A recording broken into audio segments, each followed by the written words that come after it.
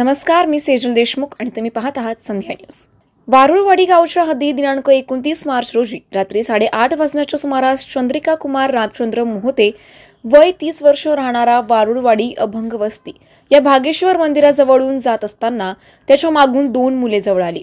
त्यातील एका मुलाने तंबाखू आहे का असं त्यांना विचारलं, त्यावेळी त्यांनी नाही असं म्हणालं। तेवढ्या दुसऱ्या मुलाने चंद्रिका महतो यांच्या गळ्यातील लाल रंगाच्या धाग्यामध्ये ओवलेले दुर्गा माता देवीचे चित्र असलेले सोन्याचे पदक हाताने हिसकावून घेऊन दोघेही पुलाखालून नदीच्या पात्रात पळून गेले।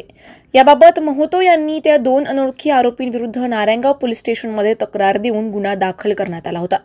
सदर गुन्ह्याच्या तपासाच्या अनुषंगाने नारायणगाव पोलीस स्टेशनचे सहाय्यक पोलीस निरीक्षक महादेव शेलार यांनी निरीक्षक विनायक धडस, पोलीस उपनिरीक्षक जगदेव पाटील, पोलीस हवालदार संतोष कोकणे, आदिनाथ लोखंडे, पोलीस शिपाई सत्यम केळकर, गोरक्ष हासे, सुभाष थोरात, पोलीस सोमनाथ डोके, गोरक्ष केंद्रे, टिलेश जाधव, दादाभाऊ शेळके, आनंद चौगुले यांची टीम तयार करून गोपनीय माहिती व सीसीटीव्ही फुटेजच्या आधारे संशयित आरोपी शुभम पंढरीनाथ पोखरकर वय 21 वर्ष राहणारा पिंपळगाव खडकी तालुका आंबेगाव जिल्हा पुणे, तेजस बबन शेळके वय 21 वर्ष राहणारा नगदवाडी कांदळी तालुका जुन्नर जिल्हा पुणे यांना ताब्यात घेऊन यांच्याकडून 10,000 रुपये दुर्गा माता देवीचे चित्र असलेले सोन्याचे पेंडंट ताब्यात घेतले असून सदर आरोपींनी आणखी अशा प्रकारचे गुन्हे इतर ठिकाणी कुठे केले आहेत का याबाबत अधिक तपास पोलीस उपनिरीक्षक विनायक धडस हे करताय।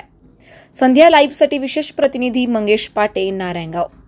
अशाच माहितीसाठी आमच्या संध्या न्यूज चॅनलला सबस्क्राईब करा।